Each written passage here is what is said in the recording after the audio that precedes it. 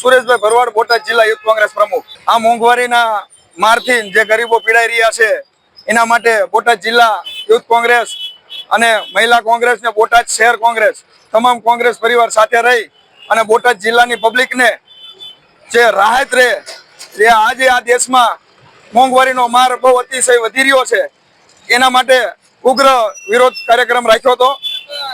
અને આ સરકાર આવનારા દિવસોમાં જે આ ગેસના સિલિન્ડરના ભાવ વધાર્યા, હજી પણ પેટ્રોલ ડીઝલના ભાવ વધારશે, ખાદ્ય પદાર્થના પણ ભાવ વધારો થાય છે। તો આ ભાવ વધારોને અટકાવવા માટે બોટાદ જિલ્લા યુથ કોંગ્રેસ આજે બોટાદની જનતા વચાળે એમનો અવાજ બની અને મજબૂતાઈ સાથે લડી રહી છે। બોટાદ કોંગ્રેસ મહિલા જિલ્લા પ્રમુખ। હાલમાં જ્યારે અત્યારે સરકારે ગેસના સિલિન્ડરમાં ભાવ વધારો કર્યો છે ત્યારે શાકભાજીનો પણ ધૂમ વધારો છે। કઠોળ શાકભાજીથી લઈને જે જીવન જરૂરિયાતની વસ્તુ છે તેમાં પણ ટેક્સ નાખી રહી છે, જે ખરેખર દયનીય છે।